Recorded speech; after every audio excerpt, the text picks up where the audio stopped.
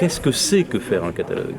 C'est-à-dire qu'est-ce qu'aujourd'hui les éditeurs ont envie, et notamment les nouveaux, bon, mais enfin les anciens se référant peut-être à des usages nouveaux. Qu'est-ce que c'est aujourd'hui de construire, de faire une maison d'édition?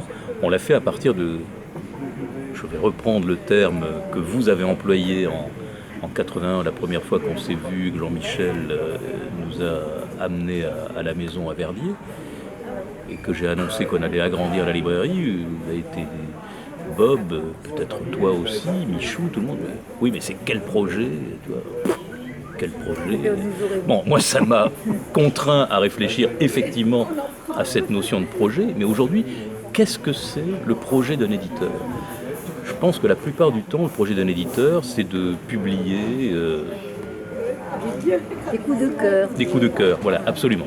On est venu s'enticher d'un thème, d'un coup de cœur, d'une contrée, d'une langue, voilà. Et il me semble qu'il y a quelque chose qui, aujourd'hui, a transformé la notion de catalogue, c'est celle de marque. Et ça m'est venu lors d'une conversation avec Frédéric Martin du Tripode.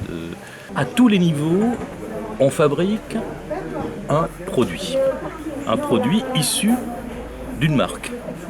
Et que la notion d'édition telle qu'elle était jusqu'à présent, qui était l'idée de constituer un catalogue d'auteurs, un catalogue avec des auteurs et des contenus que tu vas mettre dans des petites boîtes, ces boîtes s'appelant des collections.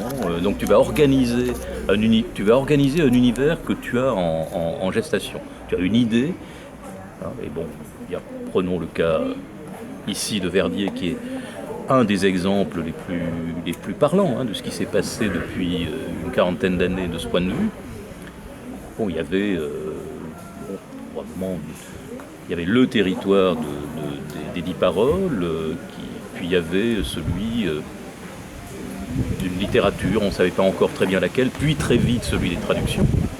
Et donc on a vu uniquement dans ces deux directions, littérature et philosophie, s'installer,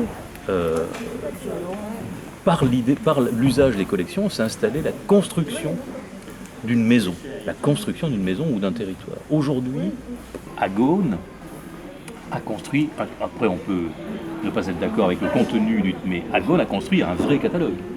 On peut dire cette maison, on en a parlé je crois il y a 2 ans, qui est plutôt très anard, très technophobe, qui s'appelle L'Échappée, et qui construisent un catalogue.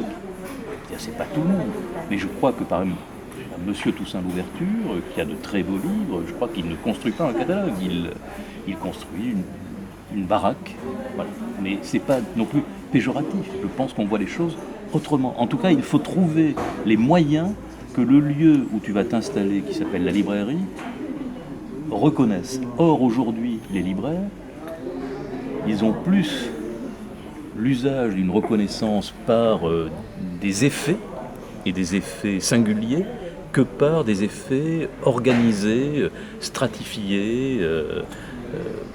Enfin, moi, je le lis comme ça, parce que la plupart des libraires ont des coups de cœur. En fait, le coup de cœur, c'est l'ennemi. Je pense que le coup de cœur, c'est l'ennemi du catalogue tel qu'il était organisé jusqu'à présent.